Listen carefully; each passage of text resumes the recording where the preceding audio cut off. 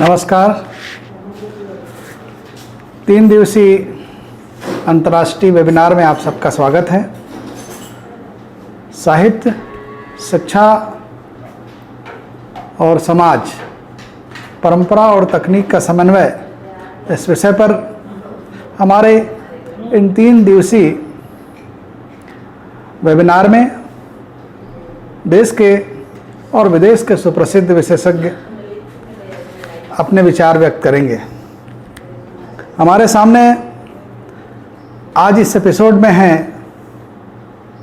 Doctor maxim देमचेंको Moscow से, doctor सूरज बहादुर लखनऊ विश्वविद्यालय से, डॉक्टर रविंद्र कात्यायन मुंबई नानावटी महिला महाविद्यालय से, जो फिल्म और आलोचना के क्षेत्र में भी प्रवीण हैं, विशेषज्ञ हैं, और डॉक्टर तीर्थेश्वर सिंह इंदिरा गांधी राष्ट्रीय जनजातीय विश्वविद्यालय अमरकंटक से। इन 4 विषय विशेषज्ञों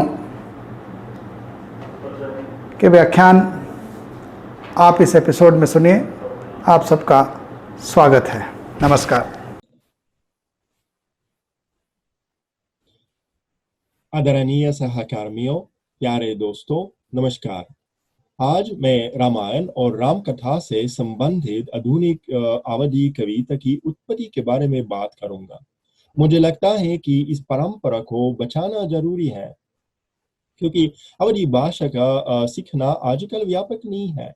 मैं जिन लोगों से अयोध्या में बात करता हूँ, वे यहाँ तक कहते हैं कि अवधी गांव के लोगों की भाषा है और इसके अध्ययन की कोई आवश्यकता नहीं है। हमें ये नहीं बोलना चाहिए कि अवधी भाषा राम कविता की भाषा है और राम संस्कृति उत्तरी भारत के दिल है।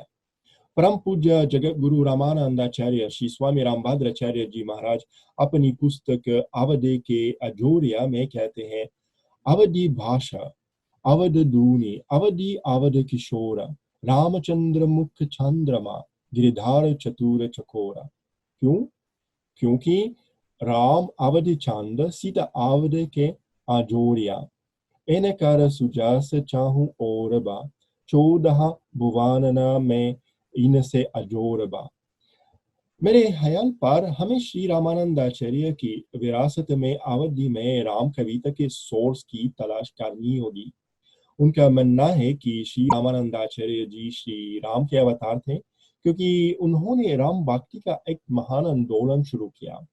उनके कई शिष्य महान कवि बन गए, उनमें से कबीर जी और रविदास जी, और निश्चित रूप से उनकी जीवन ने गोस्वामी तुलसीदास जी को अपने श्री रामचरितमानस लिखने के लिए प्रेरित किया। गोस्वामी नाभदास जी श्री बाख्तमाल में कह रहे हैं, अनंतानंद कबीर सुख सुर सूर पद्मवती नराहरि पीप भवानंद रैदास धन सेन सुर सूर की गार हरि और शिष्य प्रशिष्य एकते एक उजागर विश्व मंगल अधार सर्वनंद दस धा आगरा बहुत काल बपुद्धारि के प्राणत जानन को पार दियो श्री रामानंद रघुनाथ जो द्वितीय से तो जाग तरन कियो। अयोध्या में स्थानीय काव्यों ने रासिक कविता की परंपरा में कविताएं लिखी और रामायण की घटनाओं पर आधारित प्रेम कविता है। रसिक कविता के उपयोग आध्यात्मिक लक्ष्य और सार्वजनिक कार्यक्रमों दोनों के लिए किया जाता है।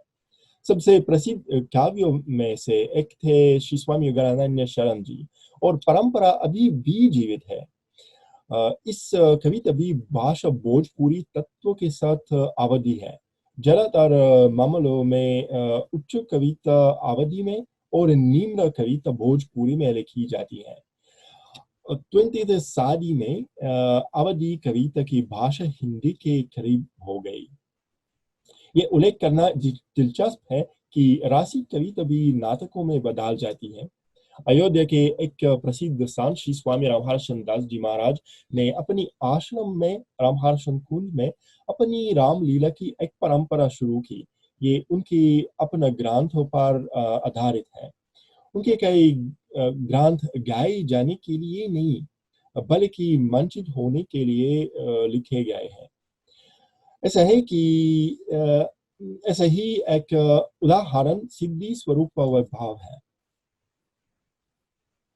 ये श्री सीता के बड़े भाई लक्ष्मी निधि और उनकी पत्नी सिद्धि के बीच संवाद पर आधारित है। श्री राम जी और सीता जी भी इस कहानी में भाग लेते हैं। पत्र दुर्लभ है और ये कहानी को नए स्वाद देता है। ये एक सामान्य नाटकीय तरीके से खुलता है। सूत्रधार सिद्धार्थनाथ और विदूषक घटनाओं पर चर्चा कर रहे हैं और दर्शक को उनका अनुसरण करने के लिए आमंत्रित करते हैं। देखिए सिद्धार्थनाथ, हाँ नाट्य होगा नाट्य। विदूषक हंसकर, हाँ अभिनय में नतनी और नाटकी नत या कला का प्रसिद्ध दर्शन होगा। बहुत अच्छे। नत हंसने के अतिरिक्त और आप कुछ कहना चाहते हैं जी? कि बस विनोद प्रिय जी। विदूषक, हाँ जी, हम ये जानना चाहते हैं कि कौन सा अभिनय होगा तथा उसमें ब्रह्मानंद के सहोदर ज्येष्ठ श्रेष्ठ भ्राता परमानंद का प्रदर्शन होगा या नहीं? नथ जी, श्री सिद्धि स्वरूप वैभव नामक ग्रंथ के आधार पर श्री सिद्धि कुंवारी के चरित्र का अभिनय होना जा रहा है। ये सब एक्चुअली पहले एपिसोड में से एक में सिद्धि और दूसरी छोटी लड़कियां पुतला खेल रही है।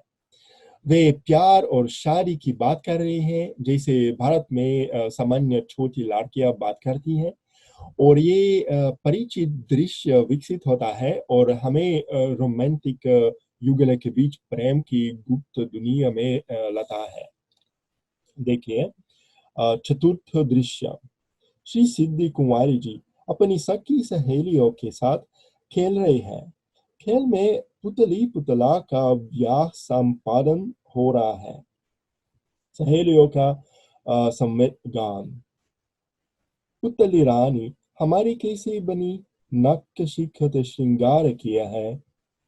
दुलहीन वैशानुपजनी रूपशील गुण की अजियरी भक्ति भवान प्रेम अपनी। ये सब दिखाता है कि परंपरा जीवित है। ये कई स्तरों पर मौजूद है। आध्यात्मिक, काव्यात्मक, नाटकीय, और हमें इसके अनुसंधान पर अधिक ध्यान देना होगा।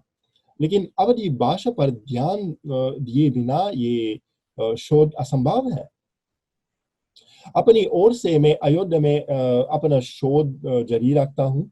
मैंने अवधी से राम रसिक कविताओं के अनुवाद की एक पुस्तक रूसी भाषा में तैयार की है। अनफॉर्चुनेटली भारतीय दूतावास के सांस्कृतिक केंद्र ने इसे प्रायोजित करने से इनकार कर दिया। उन्होंने कहा कि पुस्तक अच्छी है लेकिन उनके पास इस प्रयोजना के लिए पैसे नहीं है। लेकिन मैं काम करना जारी रखता हूँ और मैं एक दिन अंग्रेजी में उसी पुस्तक को भारत में प्रकाशित करना चाहता हूँ। ध्यान देने के लिए धन्यवाद। जय श्री सियाराम, जय हिंद। साथियों नमस्कार। इस 2 दिवसीय अंतर्राष्ट्रीय वेबिनार का विषय मुझे बहुत ही रोचक, प्रासंगिक और प्रयोजनीय लगा। इसका कारण यह है कि आज मनुष्य का समाज जिन क्षेत्रों में गंभीर चुनौतियों का सामना कर रहा है उनमें शिक्षा भी एक है। और शिक्षा ऐसी चीज है जिसके बिना एक स्वस्थ और सुंदर समाज का निर्माण बहुत ही कठिन है। शिक्षा सार्थक होनी चाहिए, शिक्षा का एक सार्थक सामाजिक सरोकार भी होना चाहिए, और शिक्षा ऐसी होनी चाहिए जो मनुष्य को पद दिलाए, प्रतिष्ठा दिलाए, ढेर सारा धन अर्थ दिलाए, लेकिन उसकी मानवीय संवेदनाओं को, उसकी मनुष्यता को अंततः ना छीने। दरअसल बात यह है कि आज सबसे अधिक व्यवसायीकरण अगर किसी का हुआ है तो वह शिक्षा का हुआ है, और यहाँ तक कि स्वयं तकनीक भी एक शिक्षा का विषय हो गया है, चाहे वह मेडिकल साइंसेस की हो, चाहे इंजीनियरिंग की हो, चाहे ऐसे ही व्यवसायों से जुड़ी जिसको हम मैनेजमेंट आदि की शिक्षा कहते हैं उसकी कहें। इस तरह से जितनी भी शिक्षा का व्यवसायीकरण हुआ है, उस व्यवसायीकरण का एक प्रयोजन समाज में है। समाज को आर्थिक प्रगति चाहिए, आर्थिक उन्नति चाहिए, मनुष्य के जीवन में सुख और समृद्धि आए, सुविधाएं बढ़े, यह सब कुछ हो। लेकिन हमें इस बात का ध्यान अवश्य रखना चाहिए कि शिक्षा का मूल उद्देश्य कहीं भटक ना जाए। तो परंपरा और तकनीक ये शिक्षा के क्षेत्र में समन्वय के विषय हैं, लेकिन उसका समन्वय ऐसा होना चाहिए कि मनुष्य की मनुष्यता बची रहे। मैं शिक्षा का यह विषय बहुत बड़ा है, मैं उस व्यापकता में नहीं जाना चाहता। मैं अपने आप को साहित्य, शिक्षा और समाज के साथ उसके गहरे जो अंतर संबंध हैं उसकी तरफ आपका ध्यान दे जाना चाहता था। तो मैं ये कह रहा था कि आज सबसे ज़्यादा तकनीक की शिक्षा, या यूँ कहें कि आम जीवन में जो हमारी शिक्षा व्यवस्था है उसका भी व्यवसायीकरण हुआ है। शिक्षा लगातार महंगी हुई है और आम आदमी के पहुंच से दूर हुई है, जबकि शिक्षा इसलिए जरूरी थी कि वह समाज को एक अच्छा नागरिक दे सके, एक ऐसा नागरिक जिसको अपनी जिम्मेदारियों का बोध हो और अपने समाज के प्रति एक संवेदनशीलता भी उसमें हो और सामाजिक कर्तव्यों का निर्वहन वह करे, यह भावना भी उसके मन में आनी चाहिए। तो शिक्षा इस दृष्टि से बहुत महत्वपूर्ण था। लेकिन हमने देखा है कि आधुनिक शिक्षा का स्वरूप इतना विकराल हुआ और वह इतना व्यावसायिक हुआ कि उसकी वजह से हम शिक्षा से उत्पन्न जो नौकरी, रोजगार, पद, प्रतिष्ठा, ये इसके जो क्षेत्र हैं उसमें हम लगातार देखते हैं कि बहुत ही अमानवीय और अप्रिय चीज़ें घटती हुई दिखाई देती हैं समाज में। तो फिर यह भी हुआ कि शिक्षा मनुष्य को मनुष्य बनाने के लिए था, तो फिर मनुष्य की मनुष्यता क्यों घट रही है? हम देख रहे हैं कि बड़े बड़े पदों पर बैठे हुए लोग भ्रष्टाचार कर रहे हैं, बड़े बड़े व्यवसायी बैंकों के लोन लेकर भाग जा रहे हैं, जनता और देश का पैसा डूब जा रहा है। हम देख रहे हैं कि मेडिकल संस्थानों में बैठे हुए लोगों के भी अमानवीय चेहरे दिखाई देते हैं।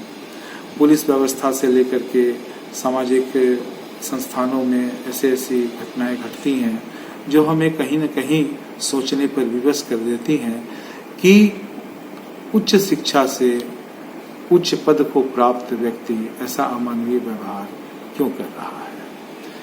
मुझे मैथ्यू आर्नल्ड इसीलिए याद आते हैं क्योंकि मैथ्यू आर्नल्ड की एक घोषणा है, अंग्रेजी साहित्य में उसको आर्नल्डियन प्रोफेसी कहते हैं। उसमें यह कहा गया है कि चाहे विज्ञान हो ना हो, इतिहास हो ना हो, दर्शन हो ना हो, आपका विज्ञान के साथ साथ इतिहास, दर्शन, धर्म हो ना हो, साहित्य जरूर रहेगा। और साहित्य इन सबको च्यूत करके अपना एक स्थान ले लेगी, महत्वपूर्ण स्थान।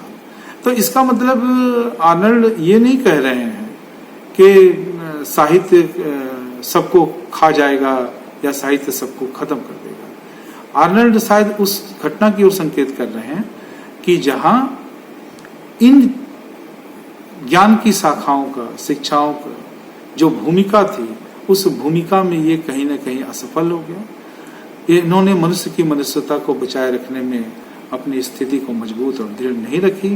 तो ऐसे में साहित्य उन सब का स्थान लेकर के उस जिम्मेदारी का पालन करेगा। साहित्य, धूमिल के शब्दों में हम जानते हैं, धूमिल ने कहा कि कविता भाषा में आदमी होने की तमीज है। यह आदमी होने की तमीज क्या है? आज जिस कोरोना संकट से हम गुजर रहे हैं, उसमें हमने देखा है कि एक तरफ महानगरों में गरीब मजदूर पलायन के लिए बाध्य हुए हैं। बहुत विकट परिस्थिति है, भूख, लाचारी और फटेहाली की स्थिति में वे सड़कों पर चल रहे हैं। महानगरों ने या उन कल कारखानों ने, उन मिल मालिकों ने उनको उस तरह का यथेष्ट स्थान और सहायता नहीं दी जैसी उसको मिलनी चाहिए थी।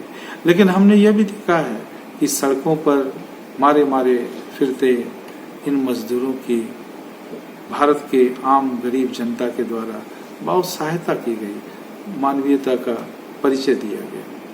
तो यहाँ प्रश्न ये उठता है कि महानगर जहाँ बड़े बड़े शिक्षित संस्थान थे, बड़े बड़े व्यावसायिक संस्थान थे जो शिक्षा से ही, तकनीकीगत शिक्षाओं से ही स्थापित हुए हैं, वहाँ उस मजदूर को स्थान नहीं मिला।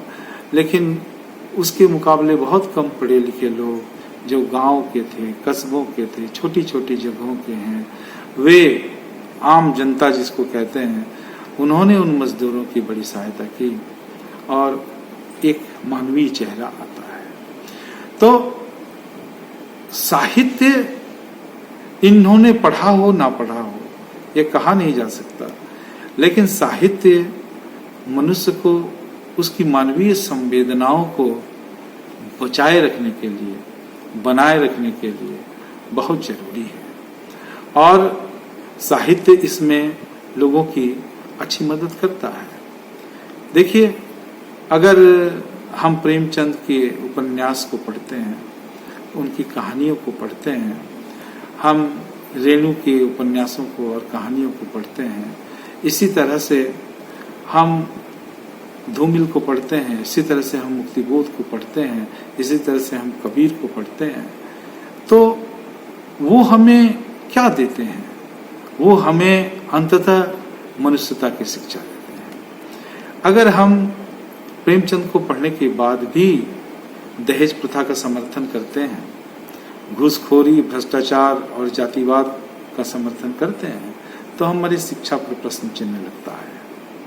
अगर हम ओम प्रकाश वाल्मीकि की कविता और कहानियों को पढ़ने के बाद भी, अगर हम मुर्दैया को पढ़ने के बाद भी समरस और जाति विहीन समाज के समर्थन में नहीं आते, हम अपने जातीय खोलों में अगर ग्रस्त रहते हैं, आबद्ध रहते हैं, तो हमारी शिक्षा पर बड़ा प्रश्न उठता है। तो शिक्षा का मूल उद्देश्य, चाहे वह जिस प्रकार की शिक्षा हो, वह मनुष्यता को बनाए रखने की है। और समाज में मनुष्य ही रहेगा। मनुष्य जैसे चेहरे वाले लोग जिनके पास पैसा है, रसूख है, पद है, शक्ति है, पावर है, अगर वो मानवीय व्यवहार नहीं करते हैं तो समाज का सुंदर रूप कैसे होगा?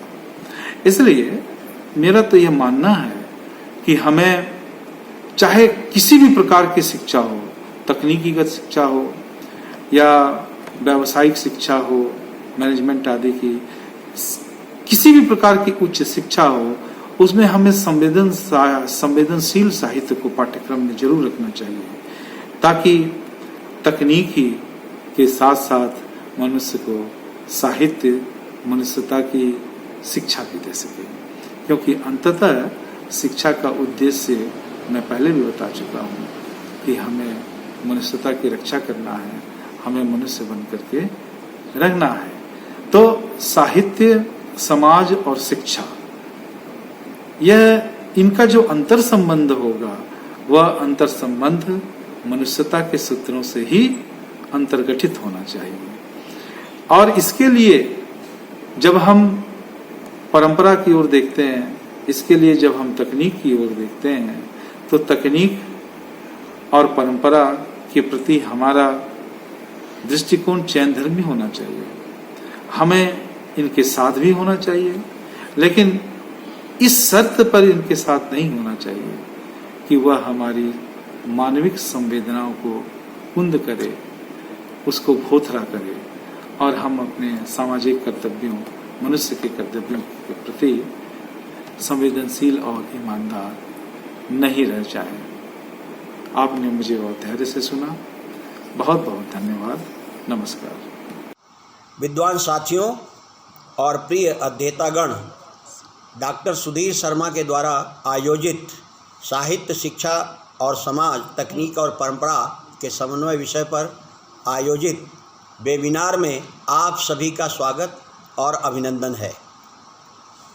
आप सभी जानते हैं कि आज हम एक बड़े वैश्विक संकट से गुजर रहे हैं और परंपरा के आधार पर जो चीज़ें चल रही थीं, धीरे धीरे उन परंपराओं से हटकर हम इन माध्यमों से, तकनीकी माध्यमों से आज पूरे वैश्विक समाज के बीच में विचारों का आदान प्रदान करने के लिए मजबूर हैं। ऐसी स्थिति में यह एक बड़ा गंभीर विषय है कि हम जब साहित्य की बात करें, जब शिक्षा की बात करें और जब समाज की बात करें, और ऐसे में समाज को साहित्य भी बहुत कुछ देता है और शिक्षा के माध्यम से ही हम समाज के साथ जुड़ते हैं। और यह सब कुछ जब अब सीधे सीधे नहीं हो रहा है, तो जो तकनीकी माध्यम है वह सबसे बड़ा सहयोगी बन रहा है। हमें चाहिए कि हम उन तकनीकी चीज़ों का सहारा लेके हमारे अंदर जो रचनात्मक ऊर्जा है वह विश्व मानवता को अर्पित करें। वह साहित्य के माध्यम से भी हो सकता है, वह शिक्षा के माध्यम से भी हो सकता है, और समाज आज पूरे बौद्धिक जगत से यही अपेक्षा कर रहा है कि उसे इस संकट की घड़ी में पूरे विद्वत समाज से मार्गदर्शन भी मिले, शिक्षा भी मिले और रचना धर्मिता के माध्यम से उसे कविता भी मिले, कहानी भी मिले, उपन्यास भी मिले। यह सब कुछ जब उसे प्राप्त होगा तो जो चीज़ें एक रुक सी गई थी वह चलती रहेंगी, क्योंकि हमारी परंपरा जो चल रही थी, जिन माध्यमों से चल रही थी, वह परंपरा अवरुद्ध सी हो गई है। उस अवरुद्ध परंपरा को तोड़ने के लिए तकनीक एक बड़ा सहारा आज दे रहा है। हम वीडियो के माध्यम से, हम व्हाट्सएप के माध्यम से, हम मेल के माध्यम से, हम जूम के माध्यम से एक दूसरे से जुड़कर अपनी रचना धर्मिता का आज परिचय दे रहे हैं। इससे विद्यार्थी भी जुड़ रहे हैं, विद्वान समाज भी इससे जुड़ रहा है। इसे लगातार इसी रूप में बनाए रखने की ज़रूरत है और आज यह प्रासंगिक भी है और समय की मांग भी है कि साहित्य में क्या हलचल चल रही है, शिक्षा में क्या हलचल चल रहा है। माध्यम यही तकनीक है। तो हम जो आप अपने विद्यार्थियों से भी जो क्लासरूम में कभी मिलते थे, आज हम इन तकनीकी माध्यम से, हम स्काइप के माध्यम से क्लास ले रहे हैं। जो कमी नहीं हो पा रही है क्लासरूम के माध्यम से, हम इन तकनीकी माध्यमों से उस चीज़ की आपूर्ति कर रहे हैं। हमें मालूम है कि यह माध्यम उतना आई कांटेक्ट के माध्यम से नहीं पहुंच रहा है, यह कठिनाई भी दे रहा है, लेकिन समय जब कठिन हो तो समय के साथ साथ हमें चलना होता है और समय के साथ साथ साहित्य की धारा भी बदलती है। पहले साहित्य की धारा जिस कक्ष को लेके चल रही थी, आज उस कथ्य की धारा भी बदली है। अब हमारे सामने वह योद्धा हैं जिनके विषय में हमें लिखना चाहिए। स्वास्थ्यकर्मी, सुरक्षाकर्मी और जो सफाई कर्मी हैं उनके विषय में कुछ न कुछ लिखते रहना चाहिए, जिससे वह प्रेरित हों। विद्यार्थियों से हमें जोड़ने का यही माध्यम है। विद्यार्थी के मन में जो एक नैराश्य का भाव है कि हमारा क्या होगा, जब हम लगातार उनसे ऐसी बौद्धिक विमर्श करते रहेंगे तो हमें लगता है कि वो उनके अंदर जो एक रचनात्मक ऊर्जा है घर में बैठे भी वो करते रहेंगे। मैं इस संकट की घड़ी में सभी का आह्वान करता हूँ कि उनके मन में इस घड़ी में परंपरा को लेके, तकनीक को लेके, साहित्य को लेके, शिक्षा को लेके और वह समाज तक कैसे पहुँचे, इसे लेके जो भी चिंता है इस वेबिनार के माध्यम से लगातार वो प्रस्तुत करेंगे। मैं धन्यवाद देता हूँ डॉक्टर सुधीर शर्मा को कि इस कठिन घड़ी में यह रचना धर्मिता दिखाकर उन्होंने पूरे बौद्धिक समाज को एक प्रेरणा दी है। उनके लिए धन्यवाद। नमस्कार। शोध प्रकल्प पत्रिका द्वारा आयोजित इस अंतर्राष्ट्रीय वेबिनार और ऑनलाइन संगोष्ठी में मैं आप सबका स्वागत करता हूं। मेरा विषय है शिक्षा, समाज और सिनेमा। साथियों, सबसे पहले हम बात करें कि शिक्षा, तो शिक्षा ने जिस तरह से अपना प्रारूप बदला है और तकनीक के साथ मिलकर जिस तरह से शिक्षा का नया स्वरूप हमारे सम्मुख आ रहा है, वो हमारे लिए एक नया विषय है और हमें उसका स्वागत करना है। साथियों, समाज हमेशा से मनोरंजन के बहुत से मनोरंजन के बहुत से साधनों का प्रयोग करता रहा है और सिनेमा उसमें सबसे प्रमुख है। सिनेमा ने समाज के विभिन्न रूपों को कई तरह से चित्रित किया है। हम ये नहीं कह सकते कि समाज का कोई ऐसा हिस्सा है जो सिनेमा में प्रतिबिंबित न हुआ हो। सब कुछ जो हम सिनेमा में देखते हैं वो समाज का अंग ही है। और साथियों, अब समाज जिस तरह से सिनेमा में प्रतिबिंबित हुआ है और हो रहा है, वो हमारे अध्ययन का विषय भी बना है। अब शिक्षा के विभिन्न अनुशासनों में सिनेमा को अध्ययन अध्यापन के लिए प्रयुक्त किया जा रहा है। और सिनेमा का जब हम अध्ययन करते हैं तो उसको हम राजनीति शास्त्र में, दर्शन शास्त्र में, प्रबंधन में, संस्कृति और सभ्यता के अध्ययन के रूप में, इतिहास के रूप में और मनोरंजन के रूप में, कला माध्यम के रूप में उसका हम अध्ययन करते हैं। हम सिनेमा को इतिहास के रूप में, कला माध्यम के रूप में, विज्ञान के रूप में, समाज के निरूपण के रूप में कई प्रकार से हम उसका अध्ययन करते हैं। तो जिस प्रकार से हम सिनेमा का अध्ययन करना चाहें कर सकते हैं और शिक्षा में हम उस तरह से सिनेमा में प्रस्तुत उन मानदंडों को, हम उनके आयामों को उस परिप्रेक्ष्य में विद्यार्थियों को पढ़ा सकते हैं। और आज यही हो रहा है कि मनोरंजन का सबसे ये प्रमुख माध्यम है सिनेमा। तो किस प्रकार से वो शिक्षा में और शिक्षा के माध्यमों में हमारे छात्र छात्राओं को आकर्षित करता है, इसलिए। और दूसरा कारण यह भी है कि सिनेमा ने जीवन, हमारे चाक्षुष वर्णन को हमारे विद्यार्थियों के समक्ष प्रस्तुत करने की उसमें शक्ति है। तो ऐसे माध्यम को हमें अच्छी तरह से अपनाना ही होगा। तकनीक ने जिस तरह से बदलाव किया है इन दिनों, पिछले 30-40 सालों में जो परिवर्तन हैं वो शायद 2000 सालों में भी नहीं आए थे।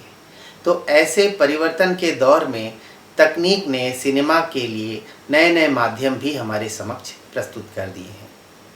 और अब जब हर व्यक्ति के पास एंड्रॉयड फ़ोन है, फेसबुक, टिकटॉक, इंस्टाग्राम और इस तरह के सारे जो प्लेटफॉर्म हैं जिनको हम सोशल मीडिया कहते हैं, उनके ऊपर जो कुछ भी आ रहा है उसमें भी बहुत कुछ सिनेमा है और सिनेमा से संबंधित तो उसमें आता ही है। ऐसे समय में जब हमारे देश का बच्चा बच्चा तकनीक से लैस हो गया है तो उसको फिर सिनेमा से वो वंचित नहीं हो सकता। सिनेमा के बहुत सारे आयाम इस सोशल मीडिया से जुड़ गए हैं। अब आम आदमी भी अपना सिनेमा बनाने लगा है। छोटे छोटे वीडियोस यूट्यूब के माध्यम से, टिकटॉक के माध्यम से, इंस्टाग्राम के माध्यम से, फेसबुक और अन्य जो सोशल मीडिया के प्लेटफॉर्म हैं उनके माध्यम से बनने लगे हैं और गांव-गांव में लोग इनका प्रयोग करने लगे हैं। तो इसलिए ये कहा जा सकता है कि जो हमारा नया सिनेमा घरों तक सीमित नहीं है, वो अब वेब प्लेटफॉर्म पर, OTT प्लेटफॉर्म पर वेब सीरीज़ के रूप में, यूट्यूब के रूप में, इंस्टाग्राम और टिकटॉक के रूप में आ गया है। जो मनोरंजन का ये साधन है, इसमें भरपूर ज्ञान, शिक्षा और समाज का निरूपण होता ही है। यदि आप गौर करें तो जिस प्रकार से हमारा साहित्य आचरण के लिए, मूल्यों के लिए, चरित्र के लिए रचा जाता है, चरित्र निर्माण के लिए रचा जाता है, उसी प्रकार सिनेमा भी एक तरह से आचरण की शुद्धता का, चरित्र निर्माण का, मूल्यों की स्थापना का संदेश देता है। अपवाद भले ही हों, लेकिन सिनेमा ने हमारे समाज को बहुत कुछ दिया है और बहुत कुछ दे रहा है। जिस तरह से प्रदर्शन से पूर्व पत्रकारों को फिल्में दिखाई जाती थीं, जो आज भी दिखाई जाती हैं और उनके बारे में अगले दिन अखबारों में छपता है, लेकिन अब दर्शक बहुत स्मार्ट हो गए हैं। जैसे ही फिल्म रिलीज़ होती है, 1-2 घंटे के अंदर उसका फीडबैक अलग अलग सोशल मीडिया प्लेटफॉर्म पर आ जाता है। यदि फिल्म अच्छी है तो लोग देखने जाते हैं, वरना उसके बारे में अनाप शनाप लिखकर उसको एक बुरी फिल्म करार दे देते हैं। तो साथियों, कारण यह है कि आज तकनीक हर व्यक्ति के पास है। पहले जिनका वर्चस्व होता था वो वर्चस्व अब टूट चुका है। इसलिए अब यदि हम कहें कि किसी फिल्म की अच्छाई या बुराई या उसकी समीक्षा के लिए हम पत्रकारों पर निर्भर हैं, तो बिल्कुल नहीं। उसके सच्चे जो समीक्षक हैं वे दर्शक होते हैं और दर्शक ही हमें बता देते हैं कि ये फिल्म कैसी है, देखना चाहिए या न देखना चाहिए। इस तरह से तकनीक ने और भी बहुत कुछ हमारे जीवन में प्रवेश किया है पिछले 6-7 सालों में। जिस तरह से स्मार्टफोन्स ने हमारे जीवन में दृश्य श्रव्य माध्यमों का जो एक गहरी उनकी जो पैठ हो गई है हमारे जीवन में, पिछले 7-8 सालों से दृश्य श्रव्य माध्यमों की जो पैठ है वो इस एंड्रॉयड फ़ोन के माध्यम से ही है। और अब हम अपने जीवन का काफ़ी सारा समय इन माध्यमों को भी देते हैं और अपने फ़ोन के साथ चिपके रहते हैं। तो मित्रों, तकनीक ने हमें इतना आत्मनिर्भर तकनीक ने हमें एक तरह से अपना गुलाम तो बनाया ही है, लेकिन हम उसको नकारात्मक रूप से लेंगे तो आगे नहीं बढ़ेंगे। तकनीक का एक जो स्वरूप है वो सकारात्मक होता है और तकनीक को हम रोक नहीं सकते, उसको आगे बढ़ना ही होता है। तो ऐसे में हमें तकनीक का स्वागत करना है। उसने आम आदमी को सशक्त बनाया है। आम आदमी के पास जो इस समय तकनीक का सशक्तिकरण हुआ है, जिस तरह से आम आदमी तकनीक का प्रयोग कर रहा है, तो उसे एक ये आम आदमी का लोकतंत्र भी बना है। इससे तकनीक ने आम आदमी का एक नया लोकतंत्र विकसित किया है, जहां पर पत्रकारों की आवश्यकता नहीं है, आम आदमी भी पत्रकार बन जाता है। तो साथियों, मनोरंजन के साधनों में सिनेमा ने जो अपनी एक तरह से बहुत अच्छी पकड़ बनाई हुई है, उसका अगला स्वरूप है OTT प्लेटफॉर्म्स, या हम कहें तो वेब सीरीज़। तो अब वेब सीरीज़ देखने के लिए हमें किसी सिनेमा घर में नहीं जाना होता है, वो हम अपने घर में ही टेलीविज़न पर या अपने स्मार्टफोन में देख सकते हैं। तो आप समझ सकते हैं कि घर घर किस तरह से सिनेमा ने अपना प्रवेश किया है और ये तकनीक के द्वारा ही सफल हुआ है। तो तकनीक ने जिस तरह से हमारे जीवन को आगे बढ़ाया है, हमें भी उसका स्वागत करना है। और इस तकनीक के द्वारा आज हम दुनिया के हर कोने तक पहुंच रहे हैं। तो मित्रों, शिक्षा हो या समाज हो या सिनेमा हो, तकनीक ने हमें नए पंख दिए हैं और हमें सशक्त किया है। हमें इसका स्वागत करना है और इसके साथ आगे बढ़ना है। मुझे इस वेबिनार में आप लोगों ने आमंत्रित किया और आप लोगों के समक्ष मुझे बोलने का मौका मिला, इसके लिए मैं आयोजकों का धन्यवाद देता हूँ। नमस्कार।